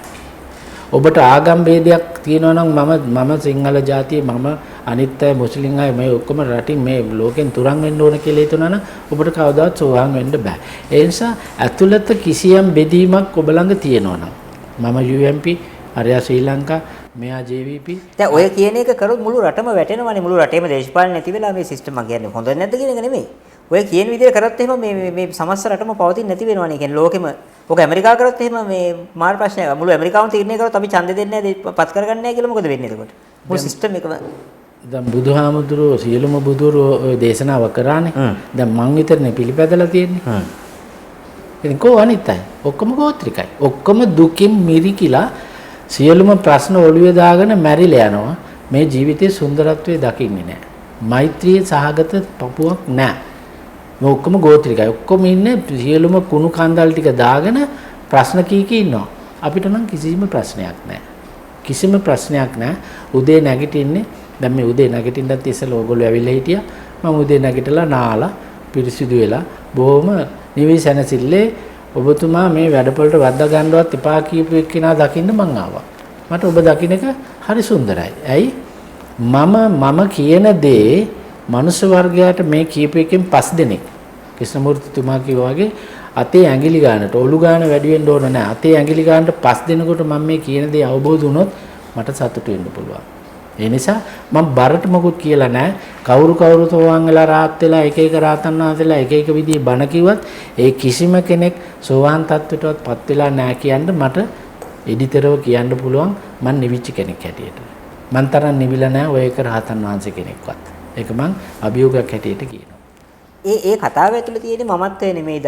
පොඩි අතිමානයක් නෙමෙයිද? නෑ. මම මේ කියන්නේ මනුස්ස වර්ගයට දැනගන්න. මට අතිමානයක් නෑනේ. මම මේ මැණික් පුටුවක ඉඳන් කියනව නෙවෙයිනේ. මම මේ සරලව කියන්නේ. මං දකින්න දේ කියන්නේ. දැනගන්න කියන්නේ. රාතන් වහන්සේලා බණ අහලා නිවිලා නෑ කවුරුවත්. නුවර රාතන් වහන්සේවත් මම වැලිවේරිය රාතන් වහන්සේ මම බලන්න ගියා. මුළු ගමෙම මේ මොනවාද අර මේ ලයිට් දාගෙන අර සර්ච් ලයිට් තියන්නේ. කවුරු හරි එනවද හොරු එනවද කියලා ගැටක ගේට්ටුවක් දාගෙන වහගෙන මං ගමෙන් පාර අහනකොට මුළු ගමම තරයි රහතන් වහන්සේත් එක්ක. ඔය වැලිවේරියේ මම ගියා. උන්වහන්සේ දන්නේ මං කවුද කියලා මං අහපුවාම එයානේ බහූත කතා කරනවා. එයා මේ උපන්දින උත්සවයේ එයාත් තියෙනවා. එයා බිල්ඩින් හදනවා. මං ගියා පාර බිල්ඩින් හදන තැනට ලොකු බිල්ඩින් හදනවා. උපාසකම්මලා හොව ගාලා මෙයා රහත් වෙලා කියලා හිතාගෙන. ඒ නිසා නිවීමක් කාගෙන්වත් ලැබෙන්නේ නැහැ. මම එයාත් එක්ක සාකච්ඡා කරා. දැන් රාතන් වහන්සේලා දෙන්නෙක් මට හම්බෙලාම තියෙනවා සජීවීව. තව නුවරෙක් කෙනෙක් ඉන්නවලු. තව බුදු කෙනෙකුත් ඉන්නවලු බොරැල්ලේ. මේ ඔක්කොම එකම චේන් එකක මුදල් අර මේ ගල්කන්දේ හාමුදුරුවෝ මේ ළඟදී වැඩසටහන කරුවා. මේගොල්ලෝ සම්මාදම් කිරීම පිනට දීමක් නෙවෙයි. මේගොල්ලෝ කරන්නේ මිනිස්සු රවට්ටලා හූරාගෙන කනවා කියලා ගල්කන්දේ හාමුදුරුවෝ මේ ගියසුමානේ කිව්වා. අන්න ඒක ඕගොල්ලෝ බලන්න මේ ඇත්තද මේ කියන්නේ කියලා. සංඝයා වහන්සේලා මිනිසුන්ගෙන් සල්ලි ඌරාගෙන කනවා. මේක ඇත්තද නැද්ද කියලා බලන්න. හැබැයි කෙනෙක් සෝවාන්පත් වෙන්න තරමට නිවීමක් පැහැදීමක් ඇති වුණා නම් උන්වහන්සේට ගරු කරන්න සලකන්න. සැබෑ බුද්ධ වචනේ කවුරු හරි ප්‍රකාශ කරනවා නම් උන්වහන්සේට ගරු කරන්න සලකන්න. හැබැයි කවදාවත් උන්වහන්සේ නම් සල්ලි ඉල්ලන්නේ නැහැ. මොකද සල්ලි කියන්නේ බුදුන්ගේ වචනේ නම් සල්ලි කියන්නේ සර්පෙක්. ඔබතුමා කිව්වේ කොහොමද මට අමතක වෙලා ඉන්නේ ඒක. දැන් බුදුහාමුදුරුවෝ සල්ලි සර්පෙක් කියලා කිව්වනේ. ඕක වැරදිලා අල්ලගෙන ලංකාව දුප්පත් වෙනකොට ඔක බලපන්න අපිට හැමදාම කියන්නේ මේක වැඩක් නැහැ. අනිත්‍යයි කියලානේ මේ රට මේ මම කියන්නේ මේ පොහොසත් ආර්ථිකයේ ඉහළම තත්ත්වයට ගිය මිනිස්සුන්ට කියන්න ඕන බලන්න දුප්පත් මිනිස්සුන්ට ගියේ මේ ප්‍රශ්නයක් මෙරටේ දිනවා මේ රට දරිද්‍ර වෙන්නේ. බුදුහාමුදුරුවෝ සරලවට සර්පයක් දිනවා වගේම ධර්මයක් බුදුහාමුදුරුවෝ සර්පෙක් හැටියට හඳුන්වලා අල්ලගත්තු පුරුසුත්. එතකොට ප්‍රශ්නේ සල්ලි වල හෝ ධර්මයේ නෙමෙයි වැරද්දෙන් අල්ලා ගැනීමනේ. නැහැ. සල්ලි සර්පෙක් ධර්මයක් සර්පෙක්.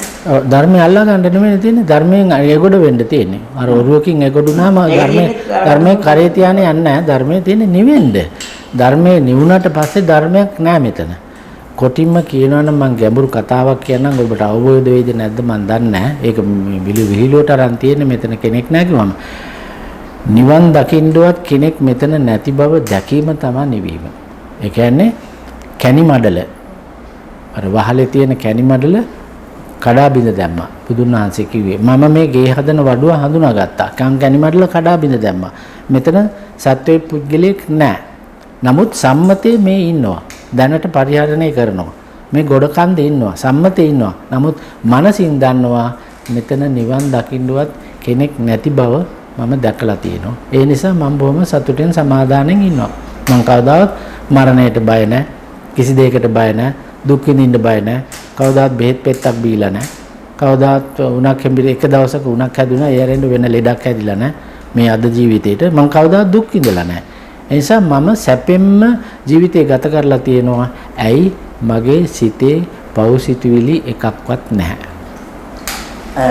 හොඳයි ඔබතුමාට අද වැඩසටහන සම්බන්ධයෙන් බොහොම ස්තුතියි. අපි යන නිදහස් චින්තනයේ චරිෂම සුමදා සම්සිංහ මහත්තයා සහ නිදහස් චින්තනයේ මම ප්‍රශ්න ගන්නවා තියෙන ඊළඟ වැඩසටහන නේ.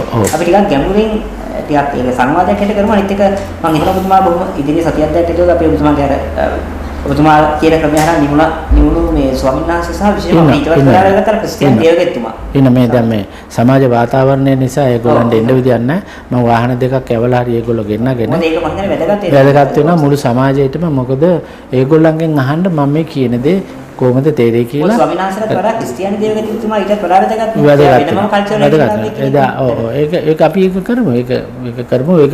ඒක කරන්නේ මනුස්ස වර්ගයාට දැනෙන්න. මොකද සෝවාන් කියන එක දුර ඈතක නොවේ. සෝවාන් අත ළඟමයි. හැබැයි සෝවාන් වෙන්න ඉස්සෙල්ලා පෞසිතවිලි දුරු කරගන්න පෞසිතවිලි තියෙන කිලිටි කඳකට කවදාවත් සෝවාන් අවබෝධ වෙන්නේ නැත. හොඳයි බොහොම ස්තුතියි බොහොම බොහොම ස්තුතියි. හරි. හරි. ඔබට දීර්ඝායුෂ පතනවා.